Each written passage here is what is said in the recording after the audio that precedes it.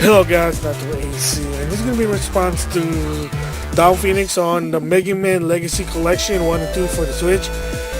So if you heard, on February 19th, Capcom and Nintendo announced that the Megaman Legacy Collection 1 and 2 finally going to go to the Switch.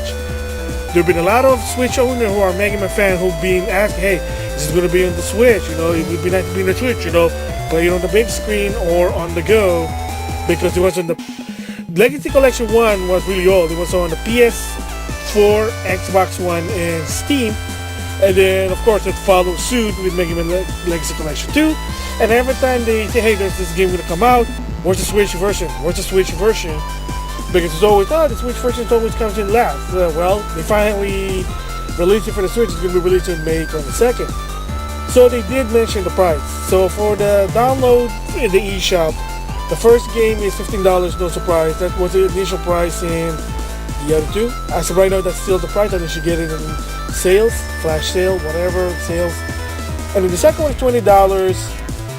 Yeah, so it's an expected price. So that's if you buy both of them at full price, that's sort of $25. So 15 plus 20 is 35, not 25. $35, my mistake, $35. So of course there's a physical release version of the game, which is Mega Man 1 and 2 physical release, Mega Man 1 and 2 Legacy Collection, and you get also a cleaning cloth for your Switch. However, here's the catch that a lot of people basically weren't too happy. DownPhoenix was not too happy about it. He wanted to get it. It sounded like he wanted to get it for the Switch, again, on the go, quality, retail quality game, but the problem is, even so it's download, they don't like the physical edition. It's kind of like a rip-off. Why? It's because it's going to be $40. So that's $5 more. Why? It's probably because, the case, the paper design, and the cartridge.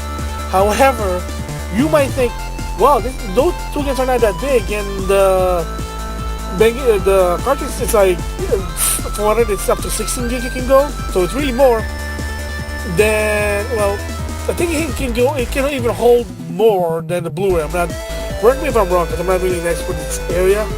But however, on the cartridge itself, it's only Mega Man Legacy Collection 1, which is, for people, they said it was close to 500 megabytes, because it's not that big, because it's just NES, high res.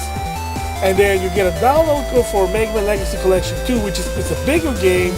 From what I heard, I can't really remember, it's between 1 to 5 gig.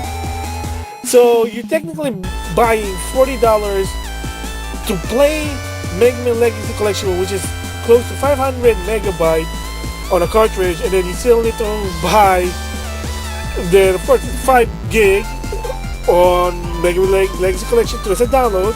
And if you don't have an SD card, that 28 gig now minus 5, there you go. So yeah, that's why DownPhoenix is not too happy about it, and my thoughts are like, yeah, that's gonna sound like a rip-off, and yeah, that's gonna suck. So why am I talking about the Mega Man Legacy Collection 1 and 2 for the Switch? So what seems to be the problem that a lot of people are very, very concerned? Alright, so before even I start, I want to kind of lay out how they're gonna set this up. Again, it's gonna be released on May 24th, 2018. Exactly the same time with the Street Fighter 30th Anniversary Collection, and you can either buy them digitally or physically. So in digital form, Mega Man Legacy Collection is $15, which is the same ghost price with the PS4 and the Xbox and on the Steam. And Mega Man Legacy Collection will be $20. Again, same price also with the PS4, Xbox, and Steam. The only reason why that's $5 more are the game itself, because they're more, let's just say, they're more bigger in gigs and technology they put in. Remember, Mega Man Legacy Collection 2 comes with Mega Man 8, which is PlayStation and Saturn, Mega Man 7, which is Super Nintendo, but still bigger than Nintendo, and of course 9 and 10 are downloadable game. It's been in the 360, PS3, the Wii, you name it, downloadable. So Even so, it's formed with NES, it's actually more high res. I mean, the coding, the architect of it, it's still bigger than the NES game, so that's what's $20. But it's probably because of 8 and 9 kind of makes sense, or 9 and 10, or well, 7 and 8. So that's not really a problem there. I mean, buy them together, it's probably going to add up to $34.99 or $35. Now, if you want to buy them physically, that's a little tricky, and this is why people are very concerned to some extent. It's upsetting. So you really can't buy them separately. You have to buy them in one go. So, and what it is first you get the case, you get the game card, and apparently you also get this Megaman collectible cloth. Well, I guess you can use it to wipe your Switch screen. But this is how they format this. Megaman Legacy Collection 1, which is under 1 gig. That's a keyword that I'm saying about this file size. And I think it's, to some if I remember, it's 854 megabytes. It's not really that big for Megaman Legacy Collection. That's going to be on the disc. Megaman Legacy Collection 2 will be a code, and that's basically the file size is 1.6 gigabyte. So you see what the problem there, and that's why a lot of people are complaining. Like, why couldn't they put that in one disc? Why does it have to be separate? What's going on there? Is it lazy for Capcom? Couldn't they do something about it? So already there is a problem that if you want it physically, you're only going to get Megaman Legacy Collection 1 physically on the Switch, which is doesn't even take up space because it's under 1 gig, and then you get a code for Megaman Legacy Collection 2. So that kind of beat the purpose, and it doesn't really make sense. Oh boy. So that's the biggest problem there. So as this is a response to DownPhoenix, as he would say, excuse me, a little bit sick, it is a Switch tax. Yeah, so one of these days I will be talking about that, my opinion about the Switch tax and what it is and why it's a problem. Because the problem is the game itself, to buy Megaman Legacy Collection 1 and 2 physically, it's $40. Buy them separately digitally, one is $15, one is $20. So which one you're probably gonna go? And again, if you invest on a SD memory card, it shouldn't be a problem. If you don't, then I kind of feel for you, because thinking, well, why not just put it on the cartridge? So it is a Switch tax. It's a Switch tax, and that's a problem. So okay, I'm gonna try to delve to this, the reason why it is so weird, and why is it that is Capcom just doing it because they want to make money? It's a cash cow, cap cow, cash, again. Okay, so first of all, my opinion about it, kind of messed up if you want it physically, because you're thinking if you want to buy it physically so you can save on saves, it's like saves on your memory card or eternally on the Switch, you should buy it physically. I mean, to some extent, it's the reason why you buy the physical version is because to save space on your RAM or hard drive, flash drive, whatever. But kind of really pointless if you're not even going to put both of them in the same cartridge, which of course is going to fit because the highest one as of right now for a Switch game card or game cartridge is 8 gigabyte, and they don't even add up to. Right, that's not even going to add up to 3 or 4 gigabyte. I think 4 gigabytes. So that's the problem there. And why is Capcom doing this? First of all, I'm going to get the gist of it, like I said, I'm going to talk about it in a different vlog, is the Switch tax. And the problem is, putting a game on the Switch, it costs more than putting it on a Blu-ray ROM. On a disc, a CD, or Blu-ray disc, let's just say, it's cheaper than putting it there. So why didn't they even go to a game card rather than a disc? Well, kinda basically they're trying to do the portable thing, but of course you probably could use a disc and put it on the Switch, but they're trying to architect the system without any moving parts, because that costs a lot of money. Again, I'll talk about that because Wii U versus Switch. That's when they went to the game card. However, this is from what I heard, I could be wrong.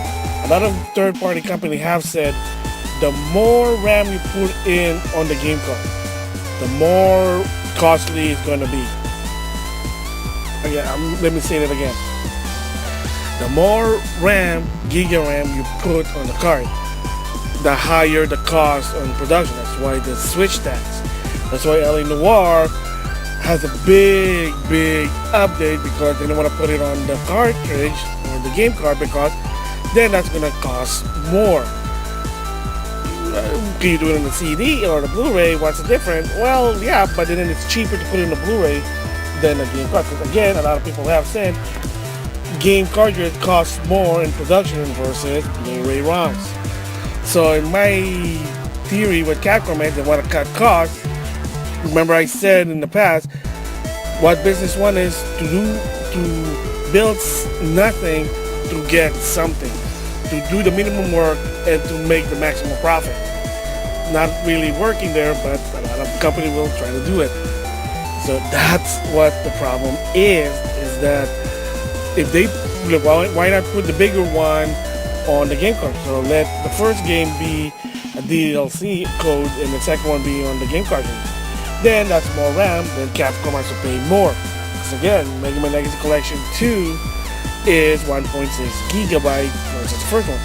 Yes, it's a company being cheapskate, but again, it's a business. They make a decision.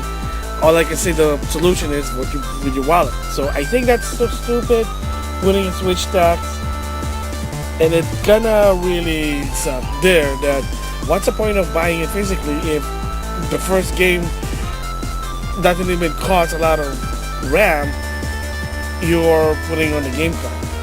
And then a lot of people say, well, why can't Capcom do like an additional hub on the disc? Well, then that's more work for them, and they probably didn't want to do it. Kind of like when you have a special cartridge for the NES, when you have the Duck Hunt and Mario Bros. For the action set, it has an additional extra UI interface. They probably just didn't want to do it. Let's see, another game I can think of is the disc version of NES Remix versus the download version. Yeah, I had an extra UI and then some other games. And like I said, I can only think of Nintendo, but the bottom line is that's the problem. That is the very problem. And the problem is putting a game on the game card, again, costs money. Even if we have RAM in it, it's the money's the problem. So the question now is it really a switch stack? Yeah, but you also gotta keep in mind, and I could be wrong about this. Megaman Legacy Collection 1.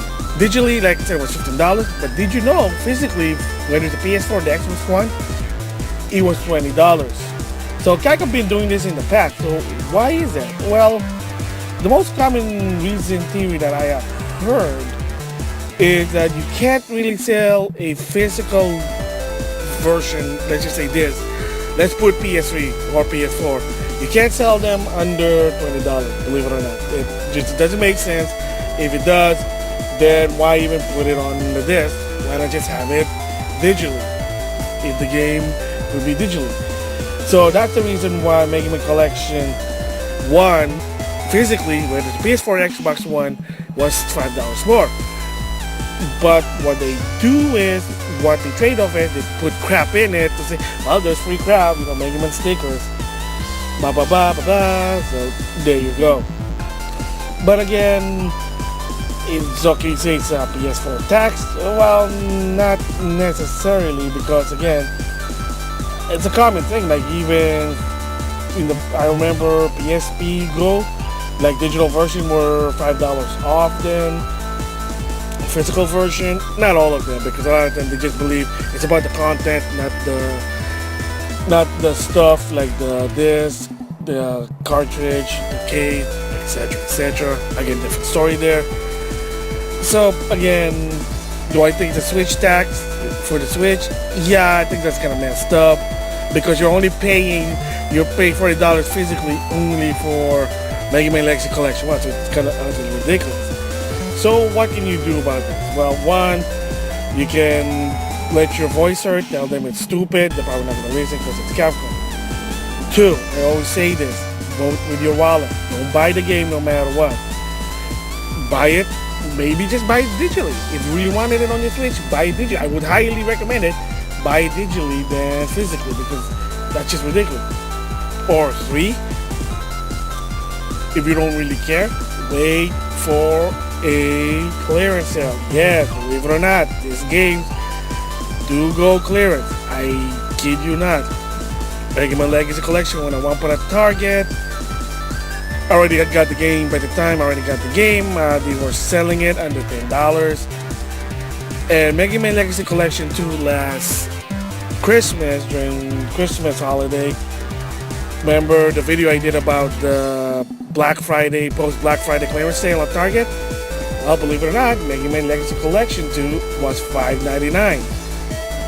You just have to wait for a while, but right, if you go there in the right time, maybe Target, maybe Walmart or Amazon, there you go. You'll say, oh my gosh, I got it for cheap. There it is. So yeah, I mean, kind of messed up, but that's Capcom for you. So yeah, that's my thoughts about the Megaman Legacy Collection 1 and 2, how they did the Switch, kind of really backwards, but they're just trying to cut costs. The Switch tax is kind of messed up, and yeah, it's a response to DownPhoenix about it. I agree what he said there, which is really ridiculous. So yeah, that's my thoughts about it. So with that, thanks for listening. Alright, a little bit of correction that I made a mistake on my Megaman Legacy Collection for the Switch.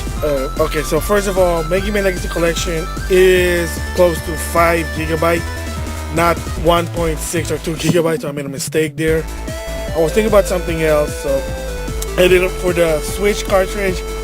They have a SKU, from what I heard, it's either 1, 2, 4, 6, 8, 16, or 32 version. And like I said, you know, you just can't just choose how many gigabyte or RAM you can put in the cartridge.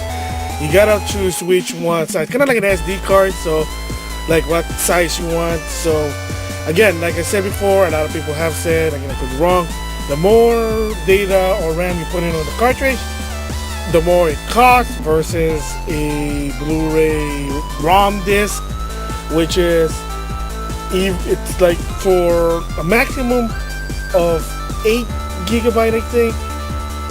You can put anything, doesn't matter, it's still going to be super cheap. Can't really do that with a cartridge, that's why there's a Switch tax.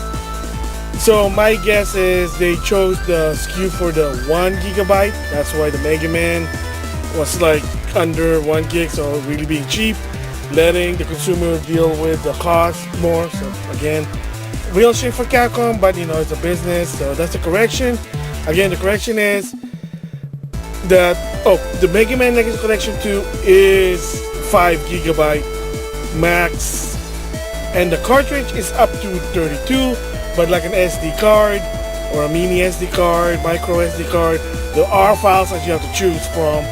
The same goes with this one, so that's my correction. Again, those are my thoughts about the Mega Man Legacy Collection for the Switch. Not really a good presentation, but again, you know, it's Capcom. What do you expect? So with that, thanks for listening.